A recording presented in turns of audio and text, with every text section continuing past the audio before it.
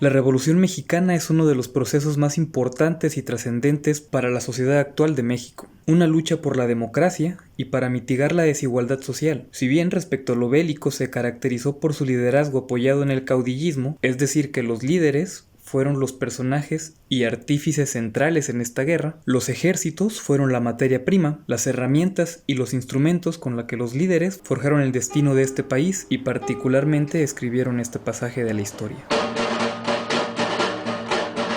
Por lo anterior, no solo resulta justo dar el crédito a las masas que dieron el voto decisivo al entrar en pugna poniendo en riesgo su vida de principio a fin, sino que también es sumamente útil para entender este capítulo articular de la historia nacional, ya que las deficiencias o fortalezas y acciones en general de los grupos armados fueron determinantes para el desenlace que tomaron los hechos. Ejército porfirista. El general Porfirio Díaz gobernó México desde 1876 hasta 1911. Chapultepec, agosto 15 de 1909. Señor Tomás A. Edison. Ahora, estimado y buen amigo, me refiero a su grata 8 de julio. Llegó al poder por un golpe de estado y fue exiliado a Francia meses después de iniciada la Revolución de 1810. Su gobierno avanzó a pasos agigantados al progreso económico, pero desafortunadamente permitió que la brecha entre las clases sociales se profundizara aún más. El descontento consecuente dio como resultado el levantamiento armado. Debemos comenzar hablando de los soldados de los que disponía el general Díaz. Sus huestes estaban lejos de ser aquella fuerza que comandó para detener a los franceses y a los conservadores. Para 1910, antes que la revolución, el tiempo ya había vencido a don Porfirio, a sus funcionarios y a su forma de gobierno. La tropa se nutría del sistema de leva, por lo que el índice de deserción e insubordinación era alto. En contraparte, se preocupó por aumentar la capacidad de los mandos, mejorando el sistema de educación militar, se intentó adquirir mejor armamento y equipo, a lo que Félix Díaz, sobrino del presidente, opinaría que era una terrible idea, pues dichas adquisiciones no tomaban en cuenta el terreno donde tendrían que operar. Por lo tanto, cuando estalló la revolución, no se contaba ni con la mejor tropa, ni con el equipo adecuado para la tarea que se les encomendaría. Ejército Federal. El ejército federal obedeció a quien estuvo en el poder. Por ello, de manera irónica, muchos elementos llegaron a seguir las órdenes de líderes contra los que alguna vez combatieron. Veremos a través de las imágenes que dependiendo de quién fuera el jefe supremo de las Fuerzas Armadas, el ejército federal cambiaría ligeramente sus características de composición y equipamiento. Ejército maderista.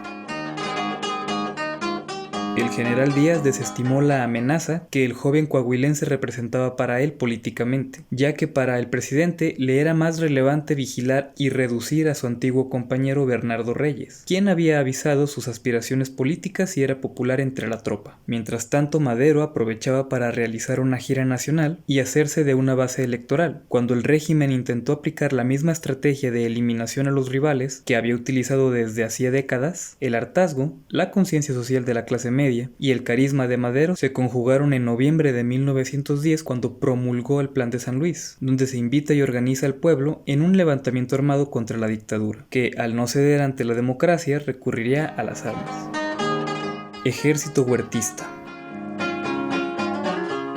El mandato de Madero pronto comenzó a deteriorarse, al no poder cumplir los acuerdos y las reformas que el pueblo mexicano esperaba con ansias y por las que se había levantado en armas. En pocos meses, muchos de los antiguos militares revolucionarios ya se habían vuelto en contra del nuevo jefe del Ejecutivo, razón por la que éste se encontraba gastado y sin la oportunidad de afianzarse. Uno de sus generales, Victoriano Huerta, lo derrocó en un golpe de estado conocido como la Decena Trágica. Tal general asumiría el poder de febrero de 1913 y lo dejaría hasta julio de 1914. Entonces, sus hombres principalmente fueron soldados federales antiguamente maderistas. Ejército zapatista. El zapatismo fue una corriente política que encarnó las necesidades de los campesinos, plasmándolas en el Plan de Ayala. Este sector social fue el que había llevado la peor parte de la vida en México desde siempre. Se organizó y pasó a ser un movimiento movimiento armado para hacer cumplir lo que Madero había prometido y posteriormente tuvo que defenderse ante quienes fueron ocupando el ejecutivo. A la postre, Emiliano Zapata se convirtió en uno de los íconos, quizá el más importante y popular, de los ideales revolucionarios. Sobrio y congruente con la causa que lo convocó a la lucha, enfrentó a los federales cuando estos fueron mandados por Díaz, Madero, Huerta y Carranza.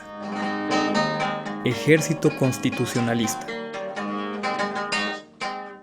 Este ejército fue liderado por Venustiano Carranza, quien alcanzaría el poder ejecutivo en calidad de encargado en 1913. Para 1917 y hasta 1920 sería el presidente de México. Promulgó el Plan de Guadalupe, el cual buscaba reunir a los líderes revolucionarios en un solo frente, desconocer el gobierno de Victoriano Huerta y concretar el proyecto de nación de Madero, aunque su victoria no significó la paz para el territorio. Carranza dividió las fuerzas revolucionarias en 7 frentes: del centro, del norte, del noreste, occidente, oriente, sur y sureste.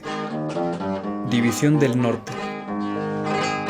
La División del Norte del Ejército Constitucionalista fue comandada por Francisco Villa y llegó a ser el brazo armado de la revolución más poderoso de todo el proceso, llegando a tener alrededor de 40,000 hombres armados. El proyecto villista, al igual que el zapatista, era cercano a la exigencia del pueblo, intentando impulsar reformas que fueran benignas para los pobres. El general Villa es junto a Zapata quizá los rostros más reconocibles de la sociedad actual, pues sus hazañas y el trato que recibieron de la historiografía propició la creación de una mística de naturaleza heroica en estos personajes, quienes eventualmente se rebelarían contra el constitucionalismo.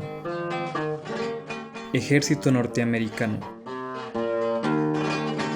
No todos los contingentes que se batieron en la revolución fueron mexicanos. En el punto en el que el constitucionalismo y el huertismo se medían, entró el gobierno norteamericano al conflicto, motivado por sus propios intereses y con la excusa de un conflicto naval menor entre la armada de ambas naciones, y por ello invadieron Veracruz. Los norteamericanos no reconocieron al gobierno de Victoriano Huerta, pero al mismo tiempo también estuvieron en conflicto con el primer jefe del constitucionalismo, Venustiano Carranza. Armamento. Para finalizar, incluiremos algunas de las armas utilizadas durante el conflicto por los distintos bandos, con el objetivo de poder dimensionar de una manera más adecuada cómo pudieron haber sido utilizadas en el combate y cómo éstas influyeron en el desenlace de las pugnas.